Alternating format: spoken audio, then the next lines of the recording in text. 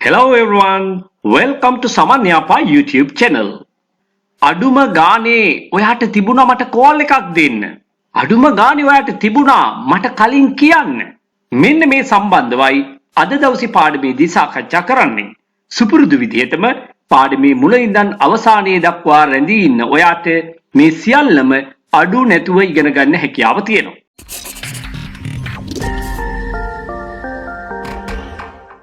අඩුම ගානේ අඩුම තරමේ මෙන්න මේ අදහස් ප්‍රකාශ කරන්න අපි ඉංග්‍රීසි භාෂාවේදී පාවිච්චි කරන්නේ at least කියන ෆ්‍රේස් එක. මේ ෆ්‍රේස් එක අපි අවම වශයෙන් කියන අර්ථය සඳහා භාවිතා කරනවා. අවම වශයෙන් අඩුම ගානේ අඩුම තරමේ මේ සියල්ල සඳහාම අපි පාවිච්චි කරන්නේ at least කියන ෆ්‍රේස් එක. එහෙමනම් දැන් වාක්‍ය ආරම්භ කරන්නේ කොහොමද? at least කියලා. ඔයාට තිබුණා මට කෝල් එකක් දෙන්න. ඔයාට යම් දෙයක් කිරීමේ හැකියාව තිබියදී එය නොකර සිටිනවා. ඔයාට යමක් කිරීමේ හැකියාව තිබියදී එසේ නොකර සිටිනවා. අන්න එතකොට අපි පාවිච්චි කරනවා මෙන්න මේ කියන ආකාරයේ ක්‍රියාපදයක්. could have සමග past participle verb එකක්. could have සමග past participle verb එකක්. මෙන්න මේ ස්ට්‍රක්චර් එක තමයිවා මතක තියාගෙන ඉන්න ඕනේ මේ පාඩම පුරාවටම. එතකොට විතරයි මේ වගේ අදහස් හරියටම කීමේ හැකියාව ලැබෙන්නේ. at least you could have called me. අඩුම ගානේ ඔයාට තිබුණානේ මට කෝල් එකක් දෙන්න. at least you could have called me. අඩුම ගානේ ඔයාට තිබුණා මට කලින් කියන්න. at least you could have told me. at least you could have told me before. at least you could have told me before. කේන්ති ගියපු නෝනා කෙනෙක් මහත්තයාට මෙහෙම කියනවා. අඩුම ගානේ ඔයාට තිබුණා එළවලු ටිකක් ගේන්න. at least you could have bought. bought. You could have bought some vegetables. අඩුම ගානේ ඔයාට තිබුණා ඔයාගේ දරුවෝ ගැන හිතන්න. at least you could have thought of, or else you can say thought about your children. think, thought. think සිතනවා, thought. think of කියන යෙදුම අපිට පාවිච්චි කරන්න පුළුවන්. අපිට යම් දෙයක් ගැන සිහිපත් කරගන්න තිබුණා, මතක් කරගන්න තිබුණානේ කියන අදහස සඳහා. ඒ වගේම අපිට මේත් එක්කම about කියන preposition එකත් පාවිච්චි කරන්න පුළුවන්. at least you could have thought of your children. at least you could have thought about your children.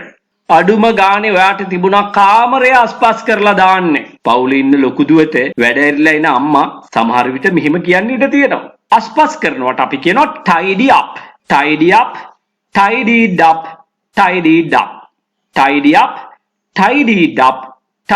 up. at least you could have tidied up the room. at least you could have tidied up the room. එතකොට මෙතෙන්ද ගන්නේ past participle verb එක තමයි හැම මොහොතකම. could have සමග. අඩුම ගානේ ඔයාට තිබුණා පිඟන් කෝප්ප ටික හොදලා දාන්න. කෑම කාපු පිඟන් කෝප්ප ටික ඊළඟට ඒවා උයන්න පාවිච්චි කරපු දේවල් මේ සියල්ල සඳහාම අපි ඉංග්‍රීසි terms දෙකක් පාවිච්චි කරනවා.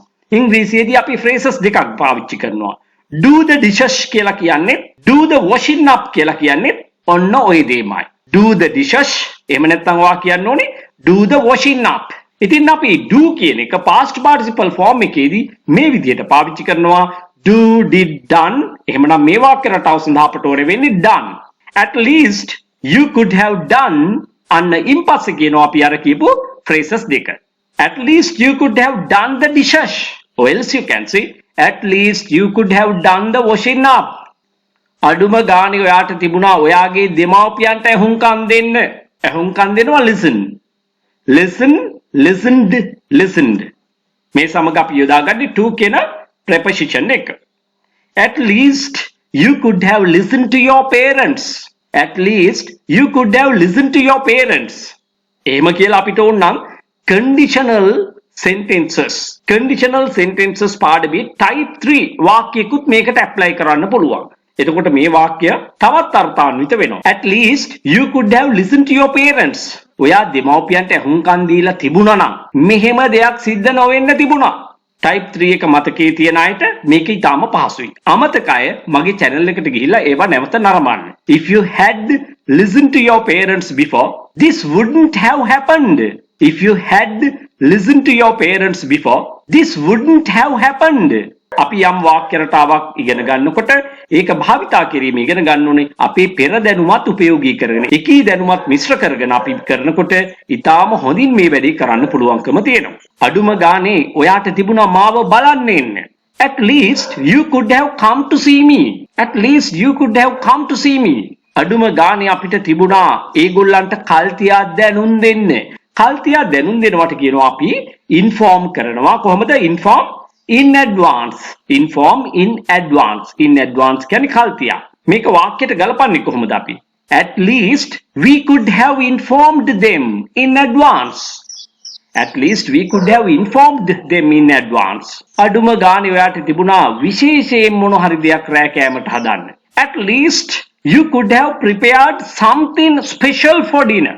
At least you could have prepared something special for dinner.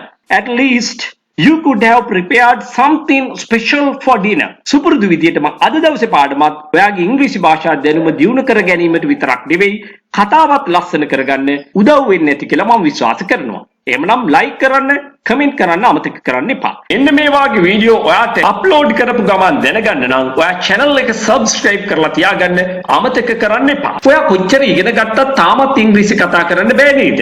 ඔයා කරන්න ඕනේ ඉගෙන ගන්න ක්‍රමයේ වෙනස් කරන එක. ඉංග්‍රීසි තාමත් කතා කරන්න බැරි වෙන්නේ හේතුව ඒ සඳහා පුහුණුව අත්‍යවශ්‍ය වෙන නිසා. ඒ සඳහා ඔයා තෝරගන්න ඕනේ පිරිස අඩු පන්තියක්. මෙන්න මේ පන්තිය ඔයාට වඩාත් සුදුසුයි කියලා මම හිතනවා. සාමාන්‍ය පෙළ විභාගයෙන් පසු ඒ වගේම උසස් පෙළ විභාගයෙන් පස්සේ සිසුන්ට නේවාසිකව පුහුණුව ලබා ගන්න පුළුවන් දින 21ක්. මේකේ විශේෂතා ගොඩක් තියෙනවා. ආහාර පාන, නවාතැන් පහසුකම් සමග සම්පූර්ණ ගාස්තු ඔයා ගෙවන්න ඕනේ රුපියල් 85000ක් පමණයි.